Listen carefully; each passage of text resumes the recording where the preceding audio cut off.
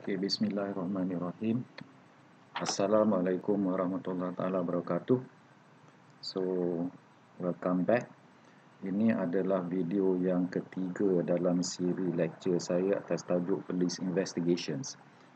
So, I'm going to talk about the next topic under police investigation from where I left off last week.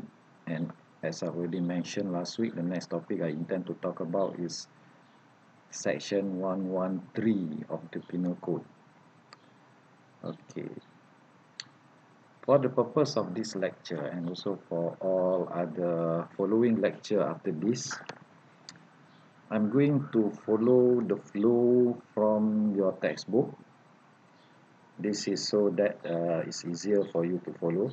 So what you have to do as you're listening to this lecture, have the book in front of you, and refer to the book, refer to the contents of the book, the part where I'm talking about, the part where I'm lecturing about. So for today, you can look at page 172 of your textbook. So for the purpose of easy following by you, I'll go along with the textbook and I'll make commentaries and I'll give my inputs based on what is written in the textbook. So I'm referring to page 172 now, and I'm going to talk about statements under section 113. So when talking about statement under 113 of the CPC, we are going to talk about the old section 113 and the new section 113. And then there is the older section 113, which is before 1976. After 1976, I think, if I'm not mistaken, the 113 was amended to be the old 113. And then it was amended again in 2007, 7 September 2007, we have the new 113. So when I mention the old 113, it means the pre-amendment dated 7 September 2007. The old station 113 before 7 September 2007. Okay. What does the old section 113 provide for? Basically, in your textbook, you give a commentary, a short commentary there. Prior to Criminal Procedure Code Amendment Act 2006-2007, which actually comes into effect 7 December 2007, the old section 113 of the CPC provided that where any person is charged with any offense, any person charged with any offense means that he is the accused person. Any statement that person made, whether the statement amounts to a confession or not, sama apa-apa penyataan, sama ada dalam penyataan itu dia membuat pengakuan ataupun tidak,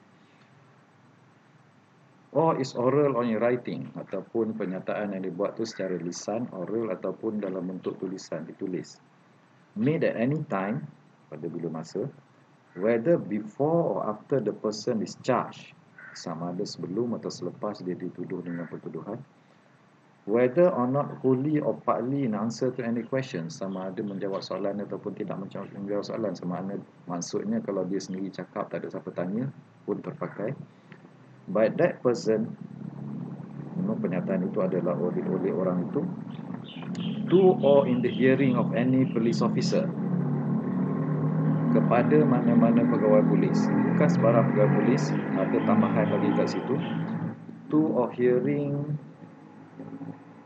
or in the hearing of any police officer or above officer of or above the rank of inspector, maknanya seorang pegawai polis yang berpangkat inspektor ke atas, to or above the rank of inspector, and whether or not interpreted to him by another police officer, sama ada diterjemahkan ataupun tidak, or other person, sama ada diterjemahkan oleh seorang pegawai polis ataupun oleh orang lain, shall be admissible in evidence at his trial, boleh diterima masuk sebagai keterangan dalam perbicaraan, semasa perbicaraannya. And any such statement may be used in cross-examination and for the purpose of impeaching his credit. Boleh digunakan untuk soal balas, boleh juga digunakan untuk mencabar kebolehpercayaannya, impeaching credit. So maksud dia, bayangkan keadaan macam ni, I'll explain you the circumstances. Seseorang itu dituduh, mana dia adalah tertuduh. So semasa perbicaraan dia, masa perbicaraan itu, apa-apa pernyataan yang dibuat sama ada sebelum atau selepas perbicaraan tu boleh digunakan sebagai keterangan terhadap diri dia, sama ada untuk soal balas dia ataupun untuk impeach kredit dia. Apa-apa pernyataan yang dia telah buat sebelum itu boleh digunakan terhadap diri dia, terhadap diri tertuduh itu, tertakluk kepada beberapa syarat lah. Dan apa pernyataan yang boleh digunakan itu, pernyataan itu sama ada bukan saja orang tu kena tuduh kan, any person is charged with any offence, walaupun dia jadi saksi pun boleh digunakan pernyataan di bawah section 113 ini terhadap dia. Whether the statement bertulis ataupun tidak bertulis, dibuat pada bila-bila masa, sama ada dia orang yang kena tuduh ataupun sebelum atau selepas dia kena tuduh, sama ada dia menjawab soalan ataupun tidak menjawab apa-apa soalan, memberikan pernyataan itu bukan dalam menjawab apa-apa soalan.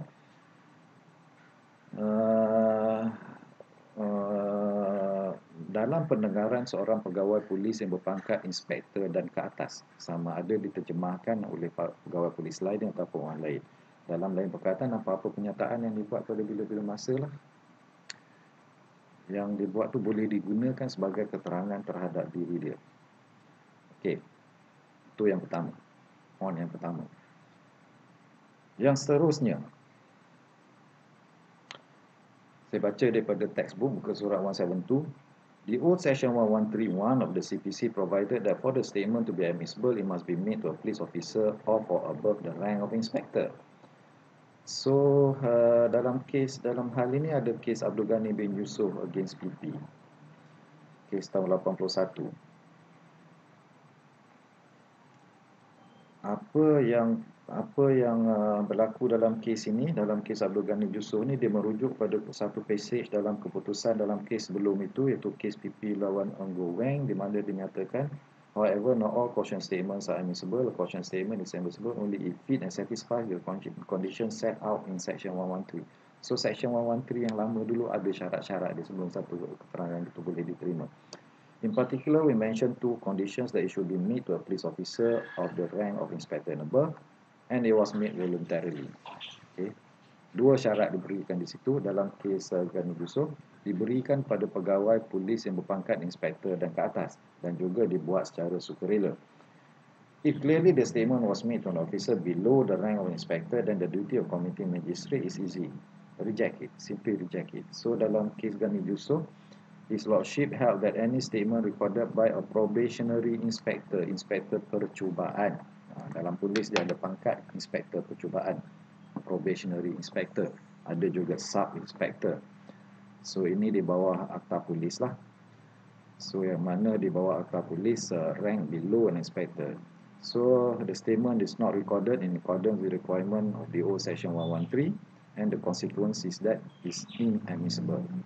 So apa-apa pernyataan itu mesti kepada pegawai polis yang berpangkat inspektor dan ke atas. So kalau dia buat pernyataan kepada sarjan, sarjan tanya dia, ada tak kamu lakukan perkara ni? Dia jawab, ya, ada lakukan. Kemudian pernyataan itu nak digunakan sebagai keterangan terhadap dia di mahkamah. Sarjan tu datang ke mahkamah beritahu, oh dia ada memberitahu saya bahawa dia telah melakukan perbuatan seperti mana yang dipertuduhkan. Kenyataan itu tidak boleh dipakai sebab kenyataan itu diberikan kepada seorang sarjan. Sarjan itu yang mencerita balik ke mahkamah. So, inadmissible. So, it must be given to an inspector. Dan inspector itu akan datang ke mahkamah sebagai saksi dan memberitahu mahkamah, dia mengatakan kepada saya semenikian dan semikian, baru boleh diterima keterangan itu. Okay, on the other hand, such statement shall not be admissible or used as a falsehood if it is obtained by inducement, threat or promise. Ini satu lagi syarat. Inducement, threat or promise, or if is made after arrest and no caution is administered in the following words or words to the like effect. Ada dua lagi syarat inspector, dan ini ada dua lagi syarat. Satu, it must be without any inducement, threat or promise. Maknanya penyataan itu dibuat bukan hasil atau akibat daripada satu inducement, dorongan, threat, ugutan ataupun promise, janji. Contoh janji adalah macam, okey, kalau kamu bersama, kamu mengaku, kamu beritahu saya, nanti kita akan tak tuduh kamu lah, ataupun kita akan tuduh kamu dengan tuduhan lebih ringan lah. So, kalau ada dikatakan sedemikian pada dia dan dia kemudian memberikan satu penyataan, penyataan itu tidak boleh diterima sebab tidak menepati syarat section DO 113, that statement must not be obtained by way of inducement, threat or promise. So dalam lain perkataan, dia mestilah voluntarily made, sukarela. Walaupun perkataan voluntarily itu sendiri tidak disebut dalam CPC, tapi kalau dah tak ada inducement, threat or promise, maknanya dia sukarela lah. Okey. Dan satu lagi, yang kedua atau yang ketiganya, dia membuat pernyataan itu selepas diberikan satu amaran. Or if it's made after arrest. Kalau dia dibuat selepas tangkapan, dia mesti diberikan satu amaran. Sebelum tangkapan, tak perlu amaran. Kalau sebelum kena tangkap lagi, dia dah mengaku, kemudian kita pun tangkap dia, charge dia. Dan pernyataan itu boleh digunakan walaupun tidak ada caution. Tetapi kalau dia memberikan pernyataan itu selepas dia ditangkap, maka pernyataan itu mesti diberikan satu caution ataupun amaran. Amaran itu berbunyi something words to the like effect. It is my duty to warn you that you are not obliged to say anything or answer any question, but anything you say, whether in answer to the question or not, may be given in evidence. Bahasa Malaysia dia adalah tugas saya untuk memberi amaran kepada kamu bahawa kamu tidak diwajibkan untuk berkata apa-apa, sama ada menjawab kepada soalan ataupun tidak menjawab kepada soalan, tetapi apa-apa yang kamu kata sama ada menjawab kepada soalan ataupun tidak boleh digunakan sebagai keterangan. Dalam lain perkataan, dia selepas dia ditangkap, dia telah diberi amaran bahawa apa-apa yang dia kata boleh digunakan sebagai keterangan terhadap diri dia balik. Okey. Kalau lepas kena tangkap, dia kata, oh saya buat itu, saya buat ini. Kemudian semasa perbicaraan, apa yang dikatakan itu kalau diberikan kepada seorang inspektor, inspektor itu akan datang sebagai saksi di mahkamah mengatakan bahawa tertuduh ini selepas saya tangkap dia beritahu saya sedemikian. Tidak boleh diterima sekiranya tiada amaran. So dia cuma boleh diterima keterangan itu selepas amaran ini diberikan. Tetapi kalau belum ditangkap, tak ada amaran pun boleh dimasukkan. Contohnya orang tu belum kena tangkap lagi, dia dah beritahu dah, dia dah mengaku dah. Kemudian dia tangkap dan dia tuduh. So apa yang dia cakap sebelum dia kena tangkap tu boleh diterima walaupun tiada amaran. So I hope you understand what I'm saying now. It's a bit, you have to figure it out lah. You have to picture in your mind, you have to visualize. So memang banyak perkara-perkara yang berkaitan dengan law ataupun undang-undang ini adalah prinsip-prinsip yang you have to visualize, you have to imagine. Imagine how it's been applied dalam situasi sebenar. So I will try to help you out there. Try to help you out untuk bagi gambaran macam mana dianya diaplikasikan dalam sesuatu yang sebenar sebagaimana contoh-contoh yang saya bagi tadilah. Okey, seterusnya dalam dia punya textbook ni dia kata it must be stressed however that such statement is inadmissible if there is no time to caution him but the caution is administered as soon as possible. In addition, subsection 2 provided that the accused has a right to remain silent after the statutory caution has been administered. Okay, apa maksud di sini? Selepas orang itu ditangkap, pernyataan dia tidak boleh diterima melainkan ada satu amaran. Kalau dia dah kena tangkap, dah diberi amaran, baru boleh terima. Tetapi dalam keadaan ini mana dia baru lepas kena tangkap, belum sempat lagi nak diberi amaran, dia dah bercakap, dia dah telah memberikan maklumat, dia telah berkata sesuatu. So boleh tak diterima masuk apa yang dia kata itu sebelum sempat dia beri amaran, selepas ditangkap? Jawabnya boleh, tetapi amaran itu masih mesti diberikan as soon as possible.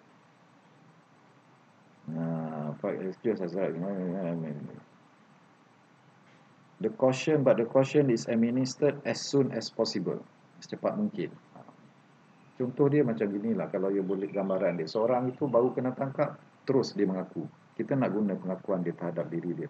Tapi belum sempat bagi caution pun dia dah mengaku dah. So selepas dia mengaku tu, masih lagi pegawai polis yang berkaitan boleh lagi berkata pada dia, memberi keamaran pada dia, you are not obliged to say anything you can say can be used as evidence against you, as evidence against you. Saya terlalu terikut dengan cara di Amerika dalam wayang tu. So kalau dia telah diberi keamaran as soon as possible dan dia masih nak mengkata perkara yang sama, dan dia boleh dimasukkan. Tapi kalau dah ada keamaran, dia kata okeylah tak jadi, tarik balik, dan tak boleh lah. So kalau given as soon as possible, lepas tu dia masih lagi nak bercakap macam tu, boleh digunakan terhadap keterangan dia. It must be stressed, however, that such statement is admissible if there is no time to cautioning, but the caution is made as soon as possible. Ni seperti mana yang saya beritahu tadi lah. With regard to the requirement of caution, the Supreme Court in the case of Kapal Singh against AJ Malaysia held that the caution will be triggered when the person is arrested and not otherwise. Ini yang saya sebut tadi, hanya terpakai apabila dia telah ditangkap. Amaran ini hanya perlu diberikan kepada saksi itu selepas dia kena tangkap. Barulah boleh keterangan itu diterima masuk sebagai keterangan terhadap diri dia semasa perbicaraan. However, an issue arose as to whether caution should be administered if the police are uncertain whether there was arrest or not. So, dalam keadaan yang macam mana sama-sama, dia ni nak kena tangkap ataupun tidak? Apa maksudnya orang tu dah kena tangkap ataupun tidak? Banyak contoh dia. Antara contoh-contoh dia macam polis beritahu, kamu jangan pergi mana-mana, tunggu kat sini. So isu arose, sama ada itu arrest ataupun tidak. Ini akan didiscuss dalam isu bawah tajuk arrest. I think I already discussed this. Contoh yang berlaku seperti mana dalam kes Jaya Rahman. Okay, kita bincang Jaya Rahman sekejap lagi. So sama juga apabila satu perkara yang selalu jadi tanda tanya lah. Pernah berlaku dulu, polis tahan seseorang, kan, polis trafik contohnya tahan seorang, lepas tu dia ambil IC, lepas tu dia beritahu dengan orang tu, ikut saya pergi balai. So dia ambil IC, ikut pergi ke balai. So kita obliged to follow dia pergi ke balai sebab IC kita pada dia. Kad pengenalan polis pegang dan dia suruh kita pergi balai. Question is, pada masa tu dah ditangkap ataupun belum?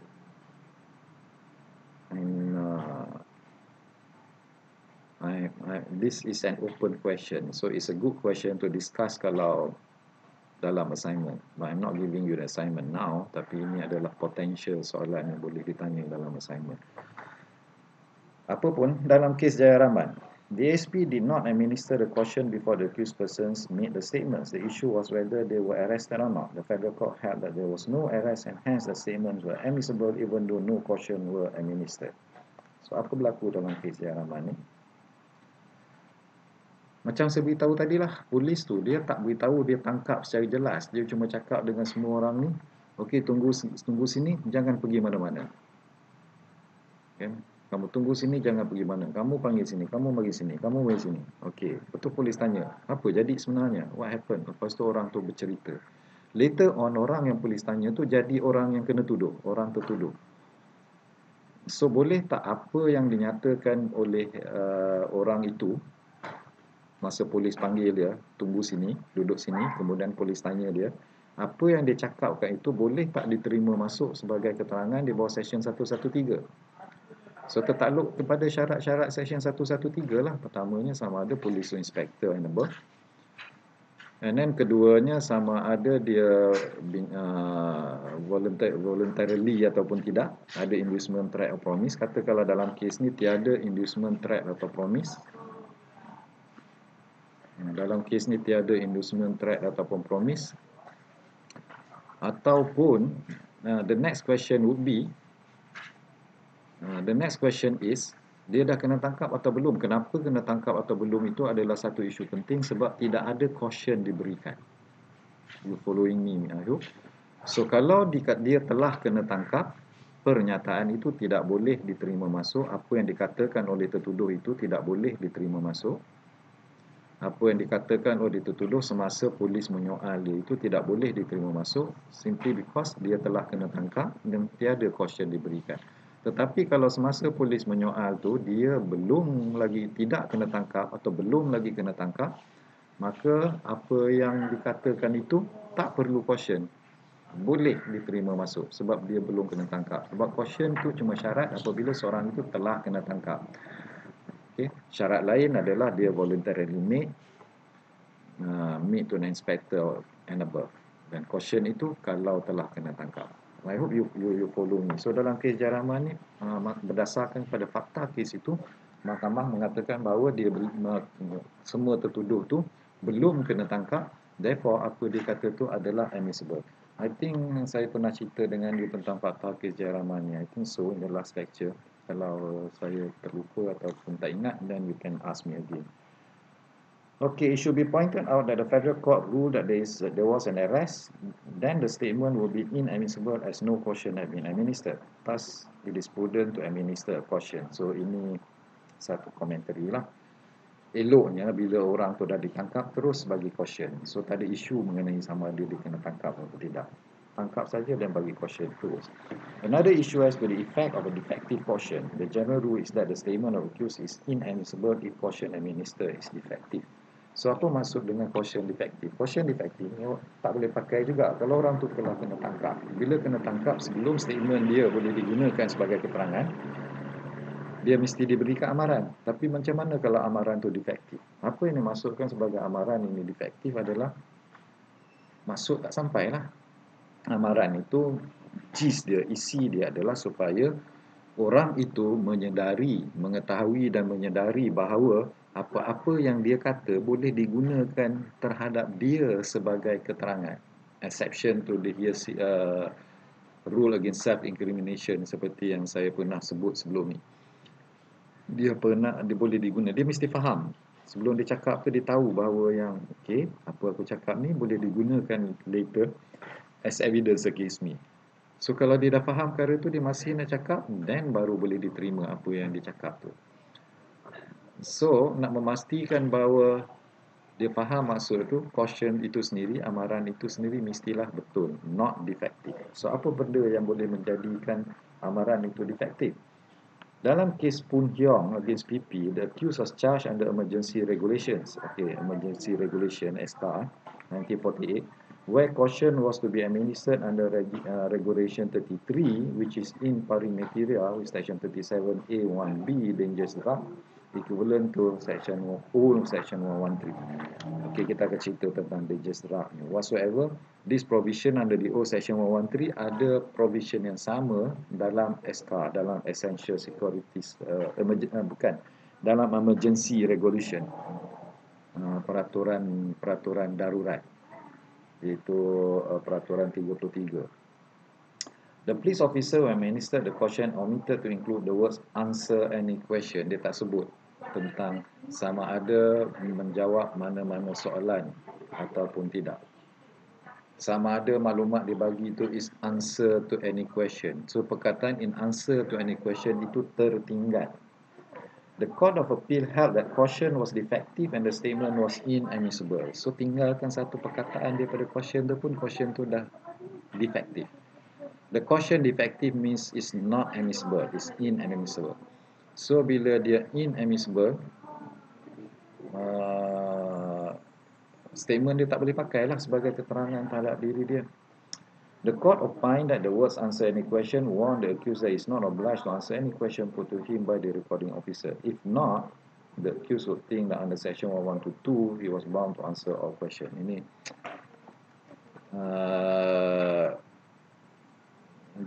dia kaitkan dengan section 1122 seperti yang telah sebut tadi kan, yang mengatakan bahawa you must answer all question. Nanti kalau tak disebut answer, kalau tertinggal perkataan answer any question tu, dia di bawah impression dia wajib menjawab semua soalan, sedangkan di bawah section 113 dia tak wajib untuk menjawab mana-mana soalan. Although CPC does not mention the requirement of voluntariness of statement, the courts have acknowledged that this requirement as seen in the following cases. Nah, ni yang saya sebut tadi tu, sukarela tadi, voluntarily. CPC tak sebut voluntarily, tapi dia ada inducement, threat and promise. Without any inducement, threat and promise, maknanya kena sukarela lah. So this telah diputuskan oleh banyak mahkamah-mahkamah seperti dalam kes Datuk Mata Hashim. Datuk Mata Hashim pun saya dah cerita dah dia punya facts. The accused appealed to the federal court against conviction sentence for murder under section 302 Penal Code. One of the issues whether the statement of the accused was voluntarily made. Federal Court Judge Abdul Qadir held that following Ibrahim against Regina or Rex, no statement by the accused is admissible in evidence against him unless it is shown that the public prosecutor that it is a voluntary statement. In addition, His Lordship referred to the case of DPP against Ping Ling. It appears from the decision in Ping Ling 1976 AC that the classic test of admissibility on the accused's confession that the prosecution must establish beyond a reasonable doubt that it was voluntarily, in the sense that it was not obtained from him either by fear or prejudice or hope or advantage created by a person in authority or by oppression, should be applied in a manner which is part objective, part subjective. So kena proof beyond a reasonable doubt, dia dibuat secara sukarela. Semua perkara ini akan ditentukan dalam, kita akan bercakap tentang trial within a trial nanti. Okey, kes-kes terusnya macam kes Wong Kam Meng against Queen, sama juga, prinsip yang sama. Bercakap tentang prinsip yang sama, civilized system of criminal jurisdiction dan sebagainya. There are some people actually having a conversation outside my gate, so memang mengganggu sikit saya punya lecture ni lah, but I don't know how it affect, how does, whether dia masuk dalam video tidak, sama ada dia mengganggu tidak lecture saya dalam video ni, I'm not so sure.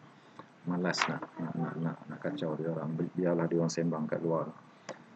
Okey, dalam kes Wong Kam Meng against the Queen, actually perkara yang sama juga, mesti sukarela, tiada paksaan, tiada oppression, tiada ingin mendapatkan advantage daripada person authority. Person authority ni ialah bila seorang di bawah tahanan polis, polis mempunyai authority atas dia, so dia mungkin inginkan favor, dia nakkan favor daripada polis, dia takut ke, intimidated ke dan sebagainya. So dia di dalam keadaan bawah tekanan, he's in the position of under pressure to give that statement. It's therefore great importance that the court should continue to insist that before extrajudicial statements can be admitted in evidence, the prosecution must be made to prove beyond a reasonable doubt that the statement was not obtained in a manner which should be reprobated and was therefore in the truest sense of voluntarily. Truest sense of voluntarily, mesti betul-betul sukarela. Bukan diobtain dengan cara yang boleh menyebabkan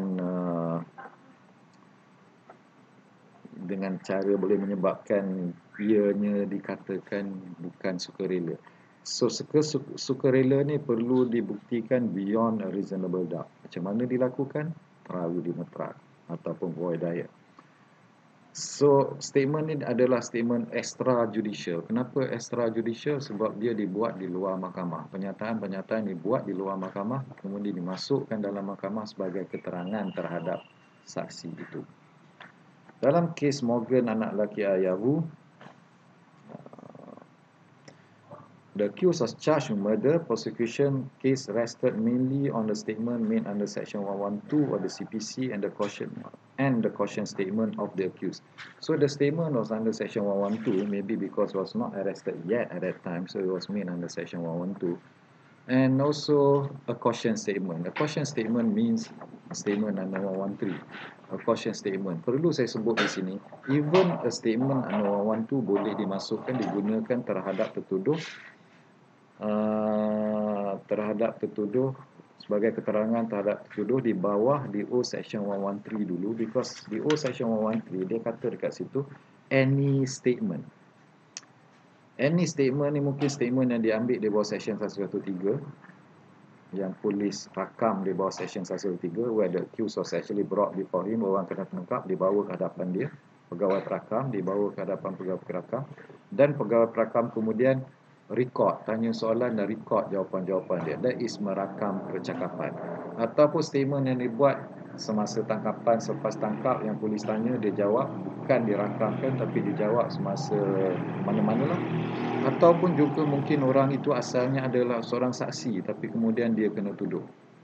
Semasa kes disiasat, tak tahu siapa the accused person, ambil statement daripada semua orang di bawah Section 112, kemudian berdasarkan pada semua statement itu, salah seorang kena tuduh. So, apa yang ada pada orang itu ada statement 112. Dalam statement 112 tu mungkin mengandungi pengakuan. So, mungkin dia nak keterangan pengakuan itu nak digunakan sebagai keterangan terhadap dia.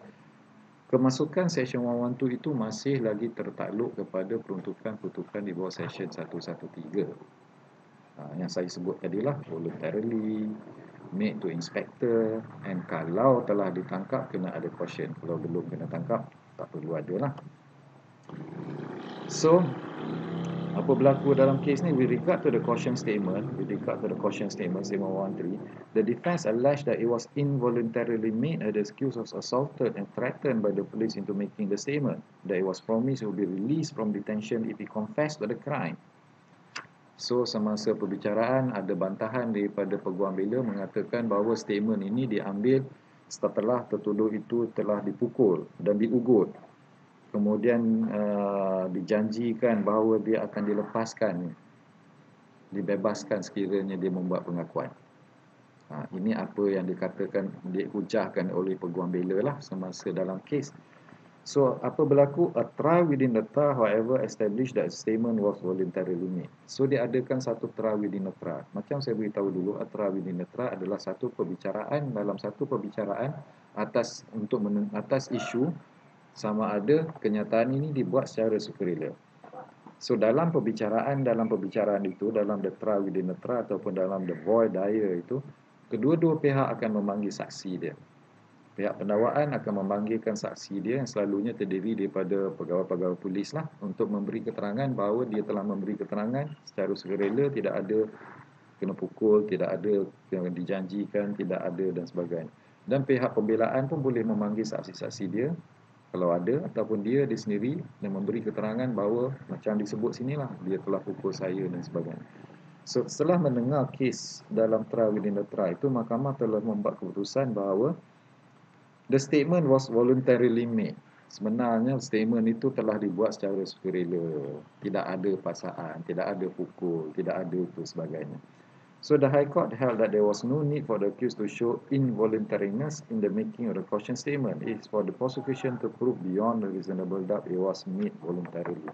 So beban adalah kepada pihak pendakwaan untuk membuktikan bahawa statement ini telah dibuat secara sukarela. It's not for the defense to show to the court statement ini tidak sukarela. It's for prosecution to prove.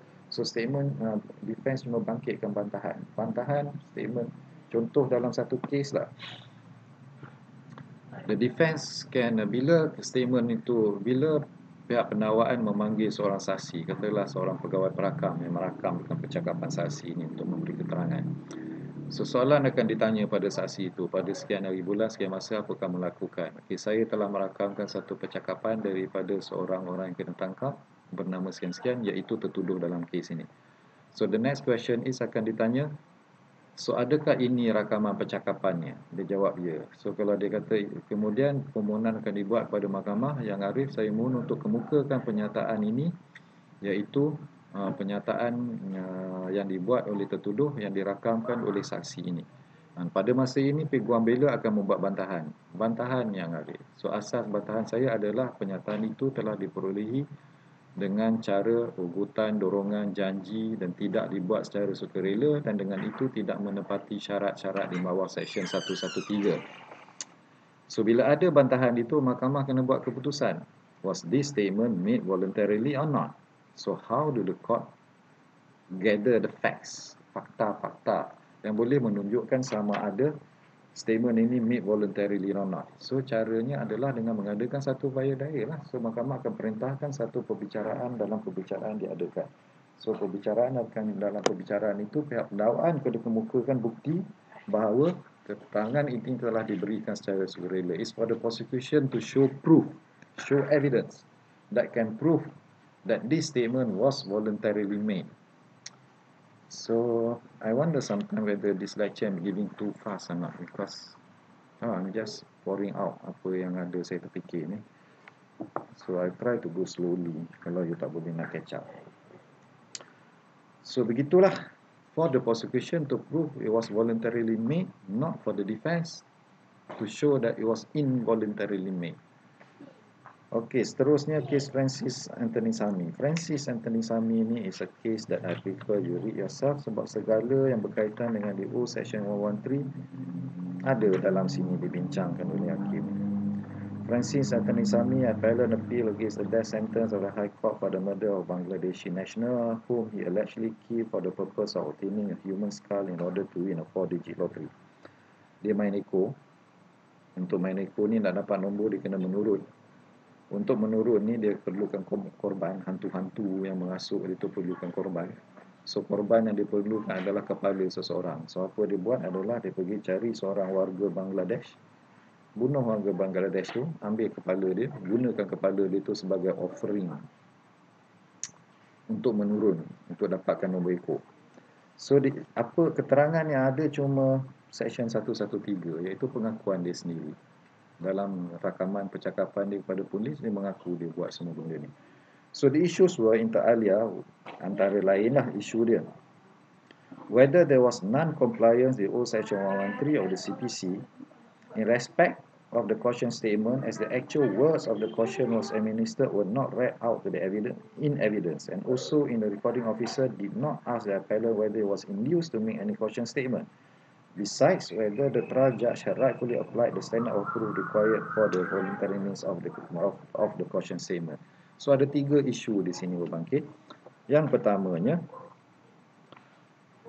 dalam memberi keterangan di mahkamah, pegawai perakam itu tidak memberitahu mahkamah the actual words yang digunakan semasa memberi amaran. Maksudnya dia cuma beritahu, saya telah membacakan amaran kepada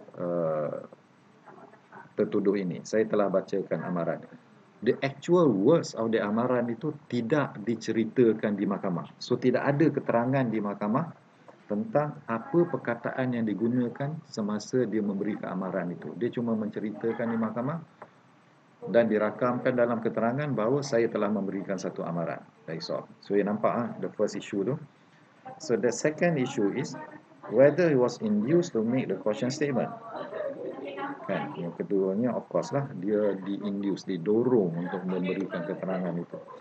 Dan yang ketiganya adalah the standard of proof required untuk membuktikan voluntariness dalam satu caution statement. Tahap pembuktian diperlukan untuk menunjukkan bahawa satu rakaman percakapan di bawah Section 113, di bawah Section 113 itu adalah voluntarily, adalah sukarela pada tahap apa. So the Court of Appeal dismissed the appellant's appeal against conviction and sentence imposed by held that. Okay. Ini panjang, tapi saya cubalah secara ringkas. You have to baca sendiri kat sini. Saya cuba terangkan secara ringkas kat sini. According to evidence, caution was prescribed under 113. Actual words used in giving was set out in the beginning of the statement form. Okay, apa maksud di sini dalam paragraf 1 ni? Pegawai itu memberi keterangan mengatakan bahawa saya telah baca keamaran. Itu saja. Dia tak beritahu kepada mahkamah apa amaran dibacakan. Tetapi amaran itu memang ada tertulis di dalam percakapan itu sendiri, the document itself. Ingat apa saya kata tu, bila dirakamkan percakapan seorang saksi itu bagi dirakam, record dia punya statement, ada satu borang, satu dokumen yang dipanggil 113 statement. Dirakamkan di situ. Dalam 113 statement tu, bahagian atas tu ada amaran bahawa kamu tidak diwajibkan untuk berkata apa-apa sama ada menjawab satu soalan atau tidak, ada dicatatkan di situ. So bila dokumen itu dikemukakan di mahkamah, kandungan dia ada menunjukkan adanya satu amaran di situ. So muka putusan dalam kes ini itu adalah muari. The actual words used in giving the caution was set out in the beginning of the statement form, dalam statement borang. So faham, the physical hard copy itu ada amaran dekat situ. So bila pegawai tu kata saya telah baca kat amaran, maksud dia amaran yang itulah. So that's number one. Number two, the recording officer had asked the appellant whether he was promised, compelled, threatened to make the statement. So walaupun dikatakan bahawa tidak dibuktikan bahawa ianya telah dibuat secara sukarela, tapi dalam keterangan recording officer, pegawai perakam yang merakam percakapan itu, ada bertanya sama ada kamu ni dipaksa ke, diugut ke untuk membuat statement ni, and dia jawab no. So maknanya voluntarily dia tu. So the failure of the recording officer to ask appellant whether he was in use or not itself is a ground for disqualifying the caution statement, because there was nothing in section 113 that called for the officer to be satisfied from the voluntary environment.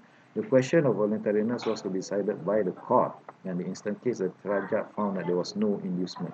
So dalam kes ni pegawai tu tak tanya adakah kamu didorong, adakah kamu dipaksa untuk bagi pernyataan ni, tak. Adakah kamu dijanjikan apa-apa untuk beri pernyataan ni, tak ditebut. Adakah kamu di-induce, adakah kamu didorong untuk memberi pernyataan ini. That question was not asked. Court kata itu adalah isu yang berkaitan dengan voluntariness dan adalah kepada mahkamah untuk menentukan sama ada voluntariness atau tidak. Sama ada pegawai itu tanya ke tak tanya ke, yang penting dia voluntary ataupun tidak. So that will be based on the video. The trial judge recognized that the burden on the prosecution was to prove voluntariness beyond a reasonable doubt, melampaui keraguan nasabah, bukan balance probability. And that the prosecution would have failed to discharge the burden if the accused should show on the balance probabilities that he was assaulted. The trial judge clearly recognized that the burden of prosecution was one of proof beyond a reasonable doubt. So apa yang masuk di sini? Beban kepada pihak pendakwaan adalah untuk membuktikan kesnya melampaui keraguan nasabah. Dia kena tunjuk beyond a reasonable doubt bahawa statement ini adalah voluntarily. Tetapi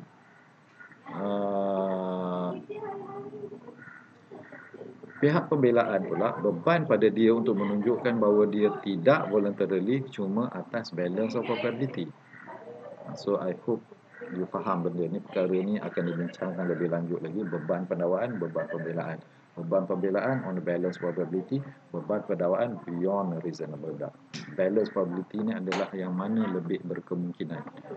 Beyond reasonable doubt adalah melampaui apa-apa keraguan yang nasabah. I have to apologize again for the noises outside. Ini actually waktu petang, time orang berlunggu kat depan rumah. So you have to excuse me lah. Kemudian the next issue ni yang dalam kes Francis Akanisami ni, saya dah pernah mention sebelum ni tentang rule against self-incrimination. Di sini hakim bercakap tentang rule against self-incrimination. As far as self-incrimination is concerned, section 1124 of the CPC, 1124 CPC required the police officer examining a person under section 1121 of the CPC to first inform him that may refuse to answer any question to answer to which will have a tendency to expose him to a criminal charge or penalty or forfeiture. Since the appellant's counsel did not contend that the statement made by the appellant under section 26 and 27 August of 1994 were not voluntarily, he must have meant to say that on the authority of Goh Ching Ang was one of voluntariness and not self-incrimination. So the court was hesitant to accept Goh Ching Ang as laying down the principle under section 27 Evidence Act and the information was admissible. It must be given after that had been cautioned against self-incrimination. In any case, the question whether warning against self-incrimination was given to the appellant any time before he gave information never arose in this case because the admission of information was not objected by the appellant.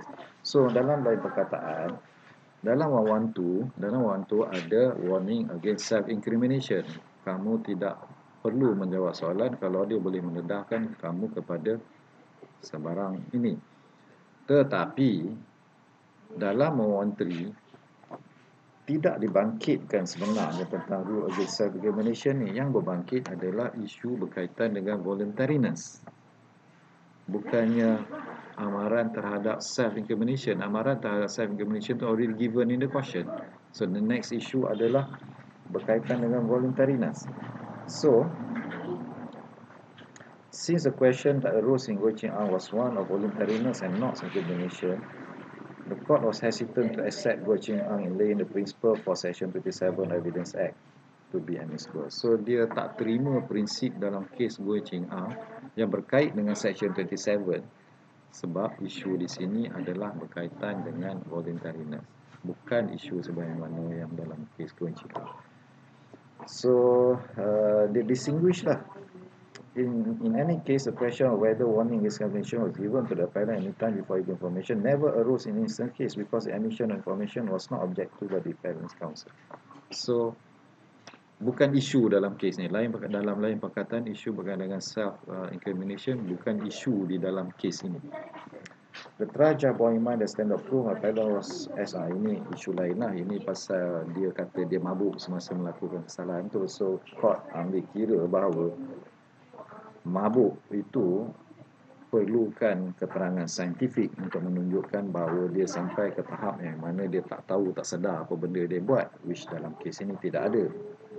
So itu isu lain lah, isu mabuk. In the evidence is entirety clearly showed that the appellant had killed the deceased deliberately for the purpose of obtaining a human skull that he believed was needed in order to win a 4-digit lottery. So dalam kes ini berdasarkan kepada caution statement sahaja mahkamah telah mensabitkan orang itu. This is under the O113. Dalam sekarang punya situation, the new 113 after section after amendment in 2007, we cannot depend on caution statement anymore. Sebabnya kita akan tahu sebenarnya. So dalam kes Francis Anthony Sami ini, on appeal, the federal court dismissed the appeal by the accused and confirmed the conviction sentence imposed by the High Court. Court went on to say, court can be satisfied that the caution was administered as required only to adequate proof of the words used. So basically, they affirm the decision of the High Court. Error or law for judge to say that defense must prove allegation assault by culpability. The only burdens rests upon the accused to place on the judge was fact raised or well-grounded suspicion statement was made involuntarily. Ini isu lain lah. So on the facts, there was sufficient evidence support the testimony of PW4 not only to show that crime is committed but also that it was accused of committing it. So berdasar kepada keterangan dalam kes ini, keterangan cukup. Ada beberapa perkara yang mahkamah tak setuju kat sini. It was an error of law for the judge to say that defense must prove an allegation of assault on the balance of probabilities. The only burden to rest upon accused is to place before the judge such fact as raise a well-grounded suspicion that the statement was made involuntarily. So dalam lain perkataan, part ni dia tak setuju dengan keterangan. Part yang mengatakan pihak pembelaan ada duty to prove on the balance of probability. Tentang tu dia tak berapa setuju. Sebenarnya dalam kes-kes Yuvaraj dan lain-lain, apabila beban itu berpindah kepada pihak pembelaan, beban itu adalah pada standard of balance probability. Maknanya pembelaan ada standard probability apabila beban pembuktian dipindahkan kepada pihak pembelaan. Contohnya kalau ada presumption, ada satu anggapan. Bila anggapan dibuat, maka pembelaan yang mempunyai beban untuk membuktikan. Apabila pembelaan diberikan beban untuk membuktikan, beban itu adalah on balance of probability. Ini isu lain yang bukan mata isu ni. So dalam kes ni, membuktikan adanya involuntariness bukan satu anggapan. Ia adalah beban pendakwaan untuk membuktikan beyond reasonable doubt. Dalam lain perkataan, beban ke atas pembelaan hanya to raise a reasonable doubt. Not on balance probability, but to raise a reasonable doubt. So, I hope you can understand this because this you should learn also daripada kes-kes lain lah, bukan setakat dalam CPC saja. Balance of probability apa dia, raise a reasonable doubt apa dia, proof beyond a reasonable doubt lain dia. Secara umum prinsip dia macam yang saya beritahu tadi, tugas pendakwaan is always to prove beyond a reasonable doubt. All the defense has to do is actually to raise a reasonable doubt secara umum. Tetapi dalam keadaan-keadaan tertentu di mana the defense ada presumption yang shift the burden to the defense. Presumption shift to the defense, then the defense has got to prove. Kalau ada strict liability misalnya, apabila burden shift to the defense, defense have to prove on the balance of probability. Dalam keadaan macam mana defense boleh shift the burden? Dia shift the burden selalunya bila ada anggapan lah. Contoh macam gini, dalam kes dadah.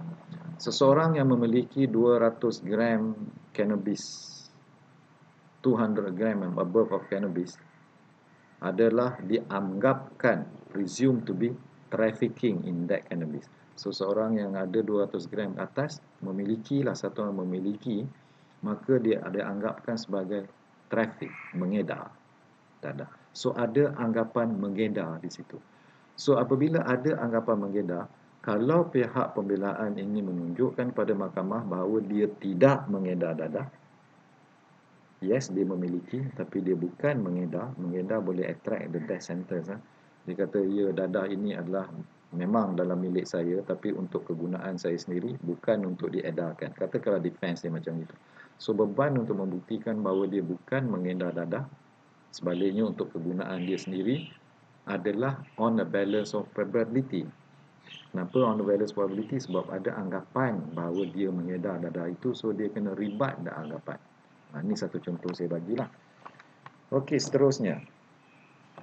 I think dalam kes Francis Akanisami ini, saya cadangkan dibacakan, fahamkan secara keseluruhannya. The old section 113, this is I'm reading from page 178 of your textbook, at page 108. The old section 113 CPC did not mention the word oppression. Oppression, apa dia oppression? Tekanan, penindasan, oppression. But by virtue of the decision of the court in Datuk Mohtar Hashim, Habibullah bin Muhammad Ghazali, the statement made must be free from oppression, or otherwise they are not admissible. So, apa yang dimaksudkan sebagai oppression di sini? Tugas adalah buktikan ia made voluntarily.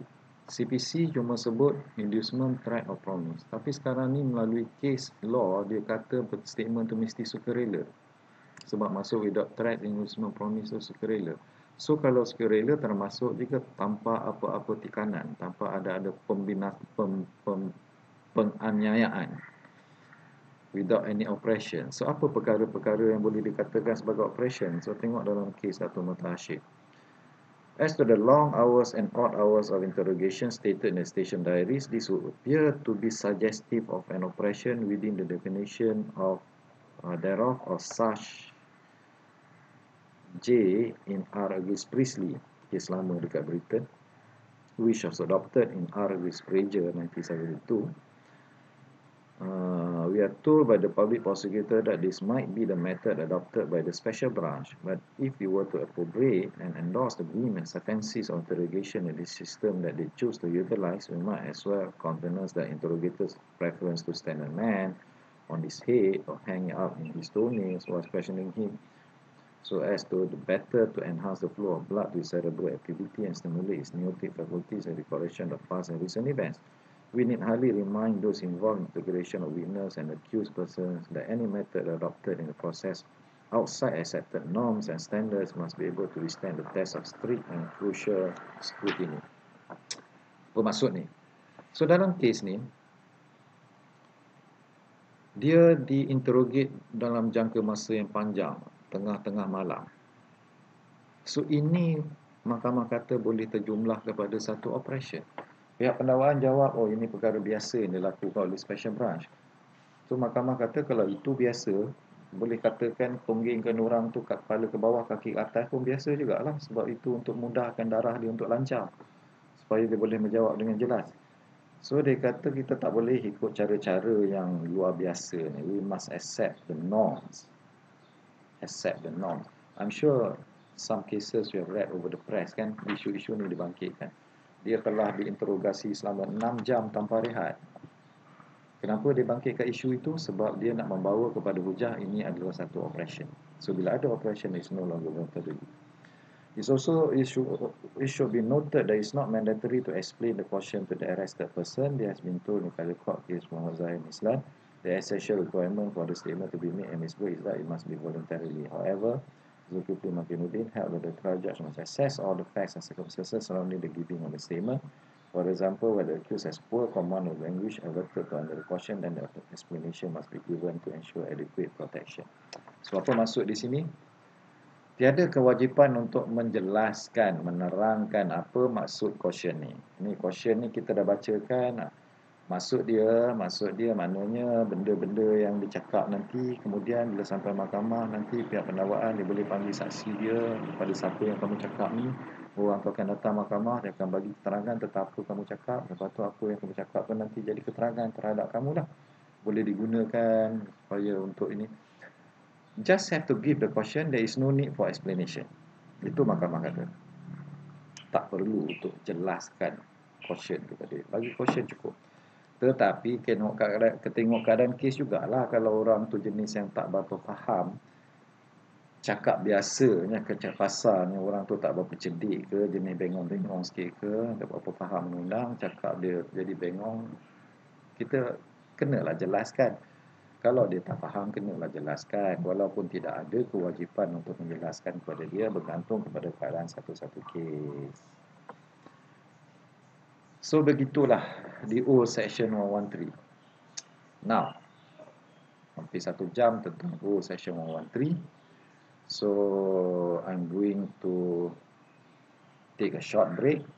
Kemudian saya akan sambung pula dengan bahagian kedua, iaitu the new Section 113. So, allow me just to take a short break sekejap.